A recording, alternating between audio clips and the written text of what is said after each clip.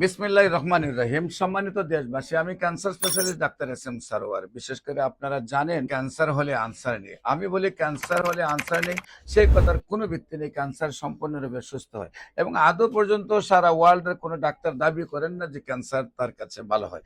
আমি বলে থাকি অলরেডি ক্যান্সার গবেষক ডাক্তার এস এম সারোয়ার ইউটিউবে, ফেসবুকে, গুগলে, টিকটকে সার্চ করলে 5,500-এর ঊর্ধ্বে ক্যান্সার রোগীর সাক্ষাৎকার পাবেন যারা সুন্দরভাবে সুস্থ হয়েছেন। বিশেষ করে হবিগঞ্জ সোনারঘাটের অ্যাডভোকেট তুহিন এবং ব্যারিস্টার সুমনের চাচি, সোনারঘাট বাগবাড়ি হান্নান মেসাবের ওয়াইফ, ওনার ক্যান্সার হয় প্রথম গ্যাস্ট্রোলজিতে, তারপরে ইউরোলজিতে, তারপরে কোলনে, তারপর খাদ্যনালীতে, সমস্ত শরীরে ক্যান্সারটা ছড়িয়ে পড়ে এবং তার কিডনি পয়েন্ট 30-তে চলে যায়।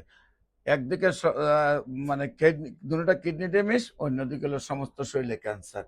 ডাক্তাররা তাকে বিদায় দিয়েছেন, বাংলাদেশ, ইন্ডিয়া, সিঙ্গাপুর চিকিৎসা করে সুস্থ হননি।